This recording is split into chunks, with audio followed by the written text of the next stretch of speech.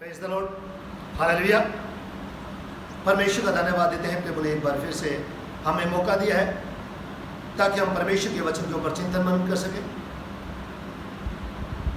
आज के लिए जो हमारा विषय है जिसके बारे में हम परमेश्वर के पवित्र वचन में से बात करेंगे वो पाया जाता है सॉन्ग ऑफ सोलोमन, यानी कि श्रेष्ठ गीत दूसरा अध्याय इसकी 15 आयत। श्रेष्ठ गीत दूसरा अध्याय इसकी 15 आयत में लिखा है, जो छोटी लोमड़ियाँ दाग की बारियों को बिगाड़ती हैं उन्हें पकड़ लें, क्योंकि हमारी दाग की बारियों में फूल लगे हैं। हालेलुया। अक्सर हम इस आयत को अपने संदेश में, अपने वचन में, अपने मैसेज में अक्सर कोट करते हैं, और आज हम इस वचन की गहराई को जानने की कोशिश करेंगे कि परमेश्वर किन छोटी लोमड़ियों की बात करते हैं। वो छोटी लोमड़ियाँ हैं क्या? आज हम परमेश्वर के वचन में से जानने की कोशिश करेंगे। प्यारे चीज़ों, फलस्तीन देश में अंगूरों की काफ़ी मात्रा में खेती होती थी, और अंगूरों के बागों को बचाने के लिए अंगूरों के जो मालिक थे, जो स्वामी होते थे, उन अंगूरों के बागों के चारों ओर बाड़ लगा देते थे या दीवार बना देते थे ताकि जंगली जानवरों से उनकी रक्षा की जा सके। और दूसरी तरफ हम देखते हैं लोमड़ियाँ, जिसका वर्णन इस आयत में पाया गया है। लोमड़ियाँ लगभग 25 प्रजातियों की पाई जाती हैं। कुछ लोमड़ियाँ कुत्ते के समान बड़े आकार की होती हैं और कुछ लोमड़ियाँ बिल्ली के समान छोटे आकार की भी होती हैं। और फलस्तीन देश में भी ये लोमड़ियाँ काफ़ी मात्रा में पाई जाती हैं, और जिसका वर्णन हमें बाइबल में भी देखने को मिलता है, जिसके बारे हम न्यायियों की पुस्तक उसके 15वें अध्याय में देखते हैं। जब शिमशोन के ससुर ने शिमशोन की पत्नी को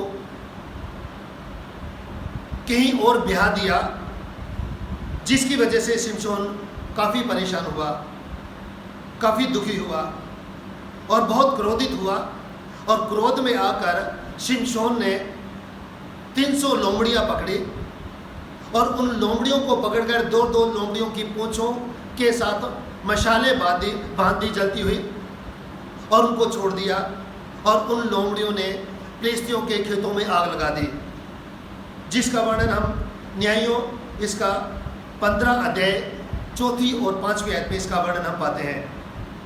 तब शिमशोन ने जाकर 300 लोमड़ियाँ पकड़ी और मशाले लेकर दो लोमड़ियों की पूंछ एक साथ बांधी और उनके बीच एक मशाल बांधी।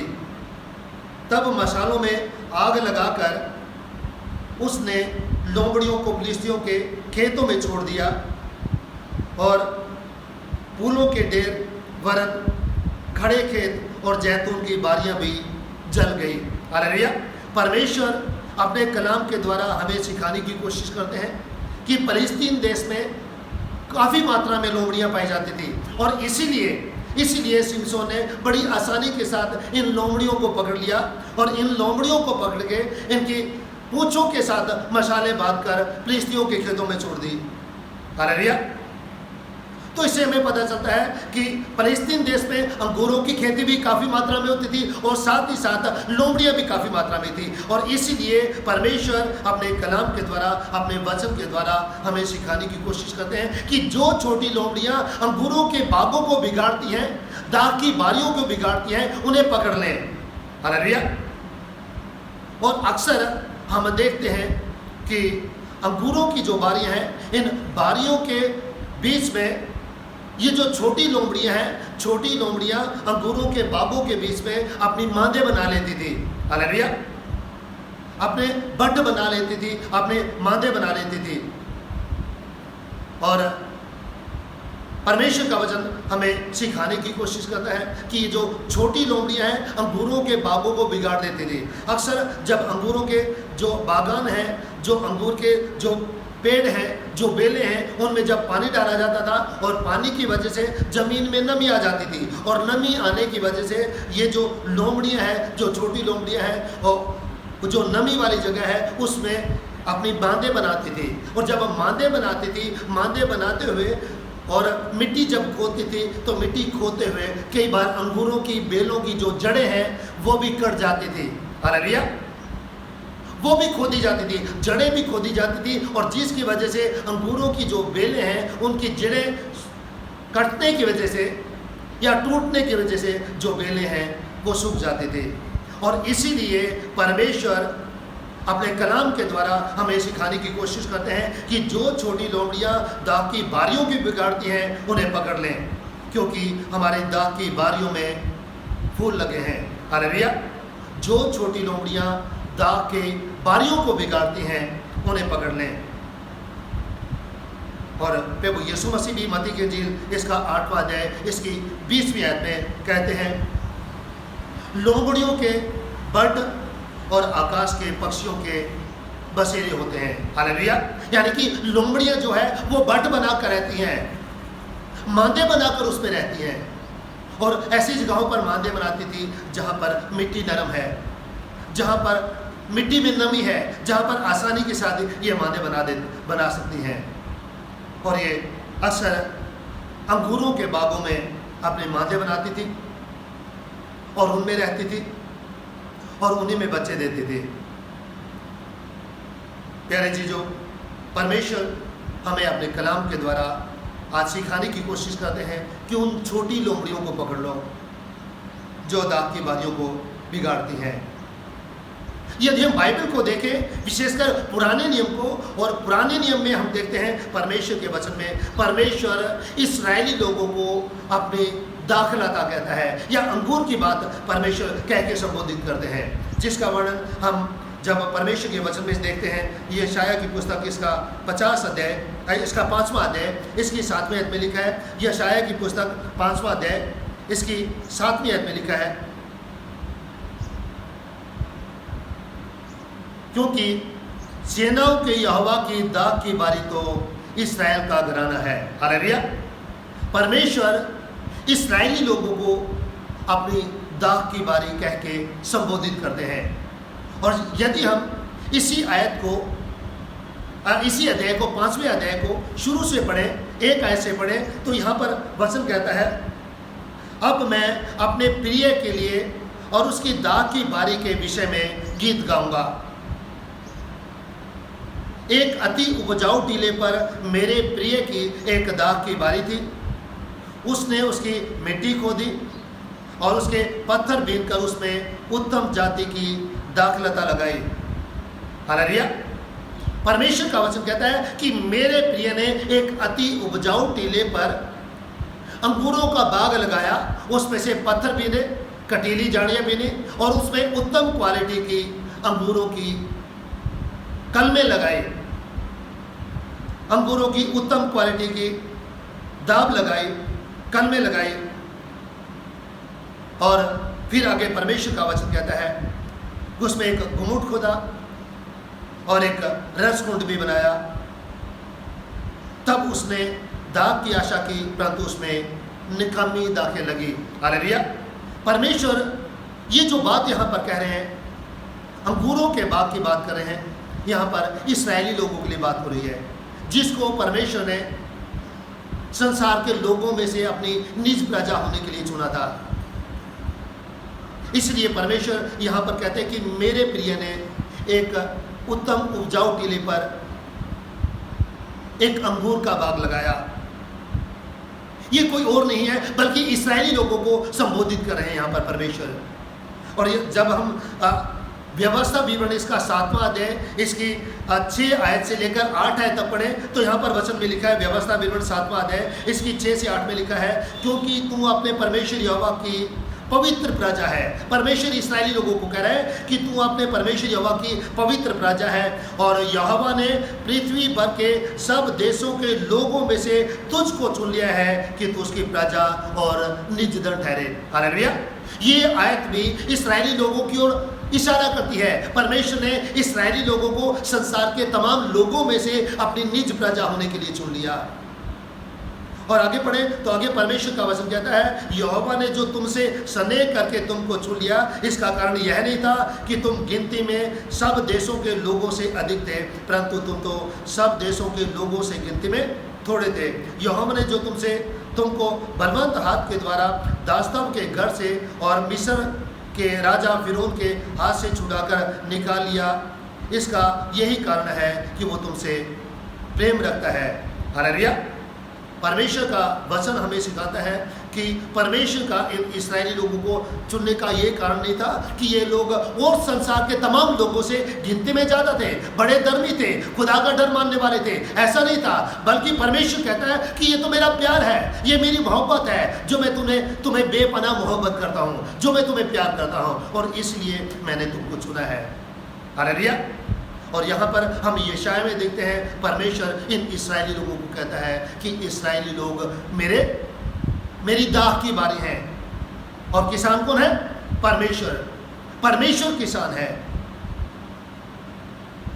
और जब हम नेहमी में देखते हैं यूहन्ना की इंजील इसका 15वां अध्याय, तो वहाँ पर प्रभु यीशु मसीह अपने आप को अंगूर की बेल कहते हैं, सच्ची अंगूर की बेल मैं हूँ। और किसान कौन है? पिता, स्वर्गीय पिता किसान है। और डालियाँ जो विश्वासी लोग हैं वो उसकी डालियाँ हैं। प्यारे चीजों, परमेश्वर अपने वचन के द्वारा हमें सिखाने की कोशिश करते हैं कि उन छोटी लोमड़ियों को पकड़ लो जो अंगूरों के बागों को तबाह कर देती हैं, जो अंगूरों के बागों को बर्बाद कर देती हैं। उन छोटी लोमड़ियों को पकड़ लो जो छोटी लोमड़ियां हमें अनंत जीवन में प्रवेश करने से रोकती हैं। उन छोटी लोमड़ियों को पकड़ लो जो हमें स्वर्ग के राज्य में जाने से रोकती हैं। आज परमेश्वर हमसे और आपसे चाहते हैं कि हम अपने जीवन में से उन छोटी लोमड़ियों को बाहर निकालें जो हमारे जीवनों को तबाह करती हैं, जो हमारे जीवनों को बर्बाद करती हैं। प्यारे चीजों, कई बार हमें लगता है कि हमारे विरोधी बाहर से आते हैं, हमारे जो दुश्मन है वो बाहर है, लेकिन प्यारे चीजों, हमारे दुश्मन हमारे अंदर ही हैं जो हमें अनंत जीवन में प्रवेश करने से रोकते हैं। वो जो छोटी लोमड़ियां हैं बाहर नहीं है, वो छोटी लोमड़ियां हमारे अंदर हैं, हमारे जीवनों में है, और मौका मिलते ही वो लोमड़ियां हमारे अंदर से निकलती हैं और हमारी ज़िंदगी को तबाह करती हैं, हमारी ज़िंदगी को बर्बाद करती हैं। प्यारे चीज़ों, परमेश्वर अपने कलाम के द्वारा हमें सिखाने की कोशिश करते हैं, समझाने की कोशिश करते हैं कि लोमड़ियाँ हमारे जीवनों में वास करती हैं, हमारे अंदर हैं, और जैसे ही इन्हें मौका मिलता है ये लोमड़ियाँ बाहर निकल कर आती हैं। ये छोटी लोमड़ियाँ हैं क्या जो हमारे जीवनों को तबाह करती हैं, जो हमारे जीवनों को बर्बाद करते हैं? आज हमें जानने की जरूरत है। आज परमेश्वर अपने कलाम के द्वारा, अपने वचन के द्वारा हमें आईना दिखाने की कोशिश कर रहे हैं, या कोशिश करेंगे कि वो छोटी लोमड़ियाँ कौन सी हैं, या वो ऐसी कौन सी बातें हैं जो हमें अनंत जीवन में जाने से रोकती हैं, जो हमें स्वर्ग के राज्य में जाने से रोकती हैं। आज परमेश्वर एक आईने के द्वारा, एक शीशे के द्वारा हमें दर्शाने की कोशिश करेंगे, सिखाने की कोशिश करेंगे, ताकि हम उन छोटी लोमड़ियों को, या उन गलतियों को, उन गुनाहों को, उन अपराधों को जो हमारे जीवन में पाए जाते हैं, उनको अपने जीवन में से बाहर निकालें। जब हम गलतियों की पत्री पढ़ें, इसका 5वां अध्याय, गलतियों इसका 5वां अध्याय, इसकी 19 से 21 आयत पढ़ें, तो यहाँ पर लिखा है, गलतियों इसका 5वां अध्याय 19 से 21, यहाँ पर इस तरह से लिखा है, शरीर के काम तो प्रकट हैं, अर्थात व्यभिचार, गंदे काम, लुचपन, मूर्ति पूजा, टोना, वैर, झगड़ा, ईर्ष्या, क्रोध, विरोध, फूट, विधर्म, डाह, मतवालापन, लीला क्रीड़ा और इनके जैसे और काम है। हालेलुया। शरीर के काम तो प्रकट हैं। परमेश्वर हमें सिखाने की कोशिश कर रहे हैं कि ये जो छोटी लोमड़ियां हैं बाहर से नहीं आ रही हैं, ये छोटी लोमड़ियां हमारे जीवनों के अंदर हैं। और ये छोटी लोमड़ियां है क्या? ये छोटी लोमड़ियों के बारे में परमेश्वर का वचन कहता है कि शरीर के काम तो प्रकट है।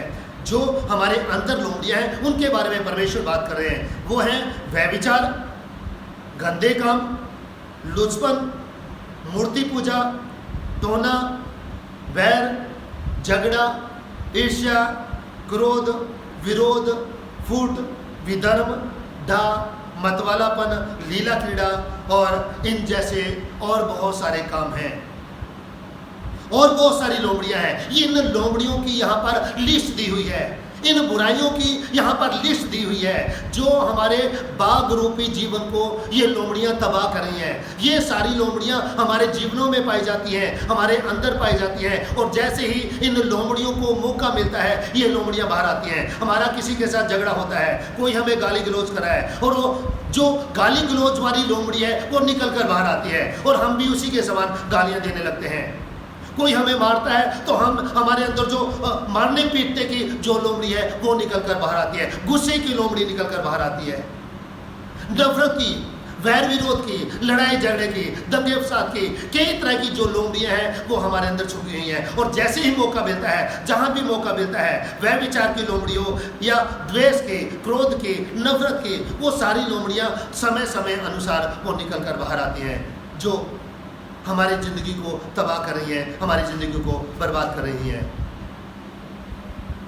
जब हम पहला कुरिन्थियों इसका 6वां अध्याय इसकी 9वीं और 10वीं आयत को पढ़ते हैं तो यहाँ पर और लिस्ट दी हुई है जो हमारे जीवनों में बुराइयां पाई जाती हैं या छोटी लोमड़ियां पाई जाती हैं।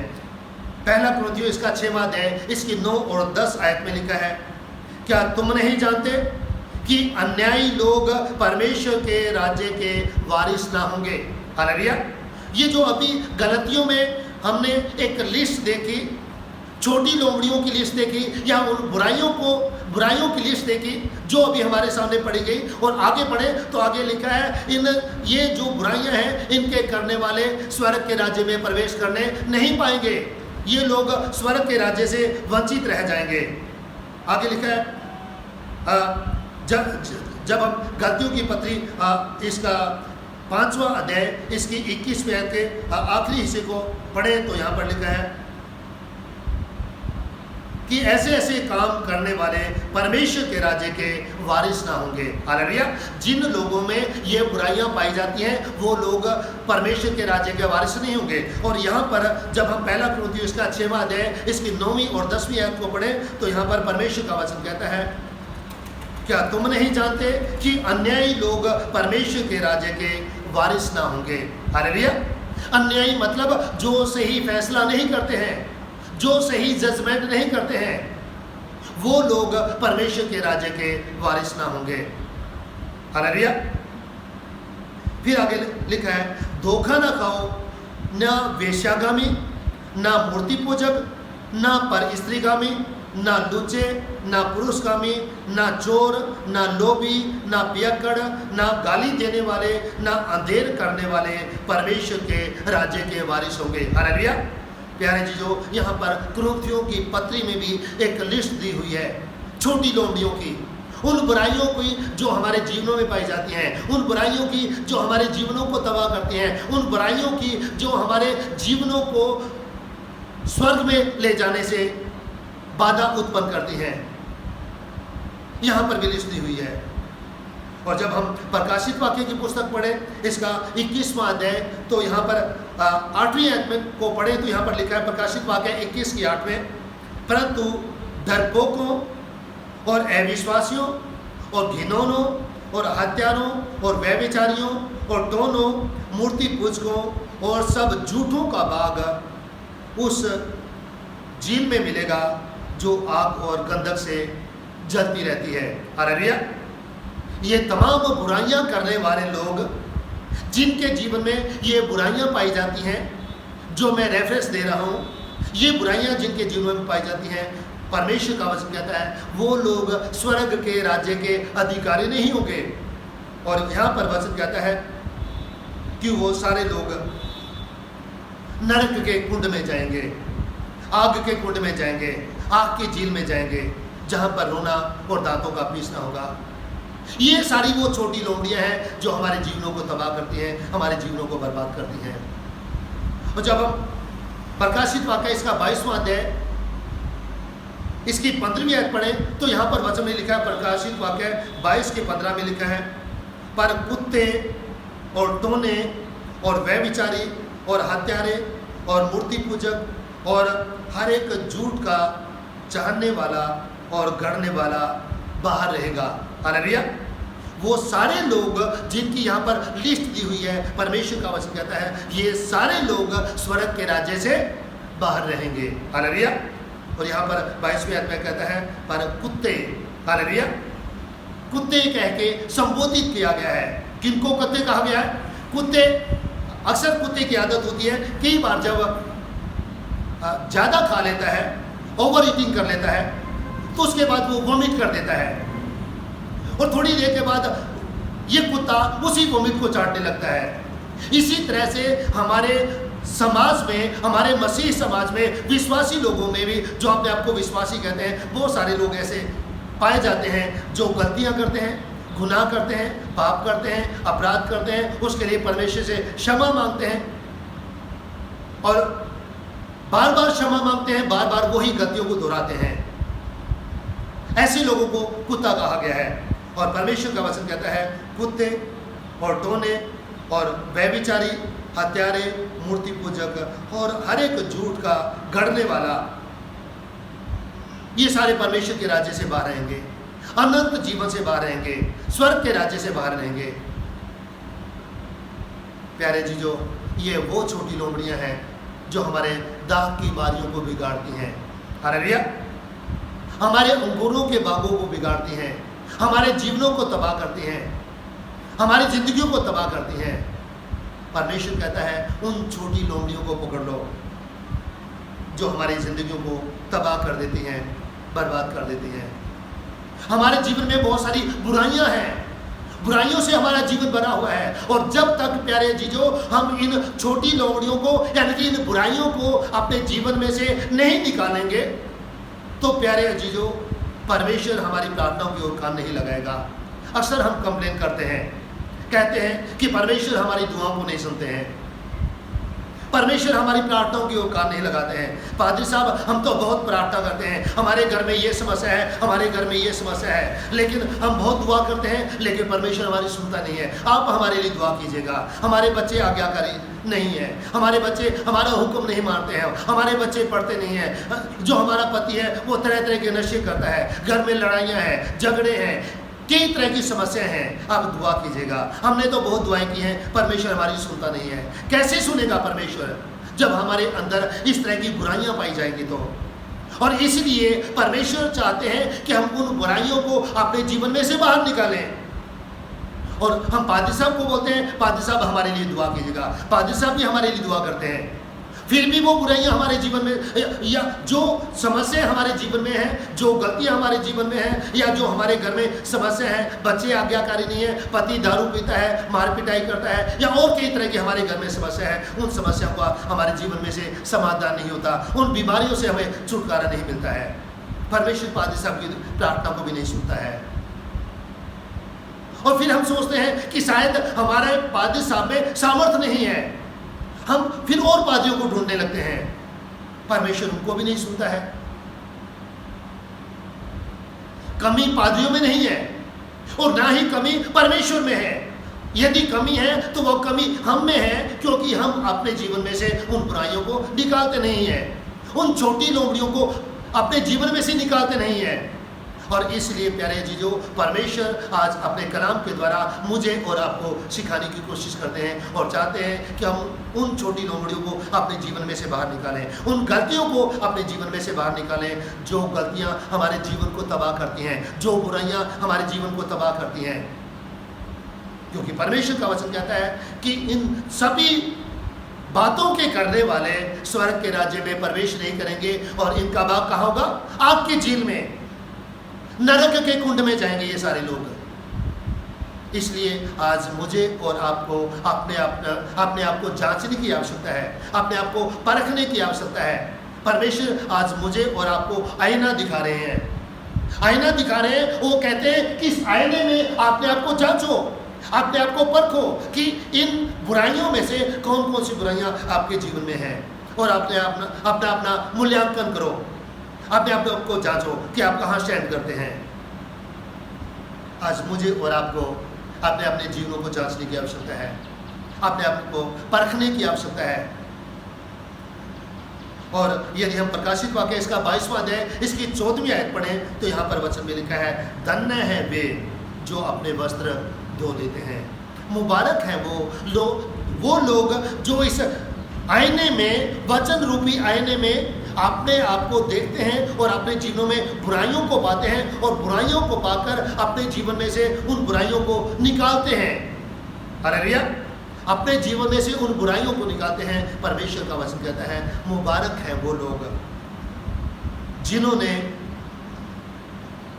अपने वस्त्र धो लिए हैं, जिन्होंने अपने जीवन में तब्दीली की है, जिन्होंने अपने आप को मेमने के लहू से धो लिया है और मेमने के लहू से धोकर अपने आप को पाक पवित्र किया है। मुबारक है वो लोग। और उनके बारे में परमेश्वर का वचन कहता है, क्योंकि उन्हें जीवन के वृक्ष के पास जाने का अधिकार मिलेगा। हालेलुया, वो लोग जीवन के वृक्ष के पास जाएंगे और वे फाटकों से होकर नगर में प्रवेश करेंगे, यानी कि वो लोग स्वर्ग के राज्य के अधिकारी होंगे।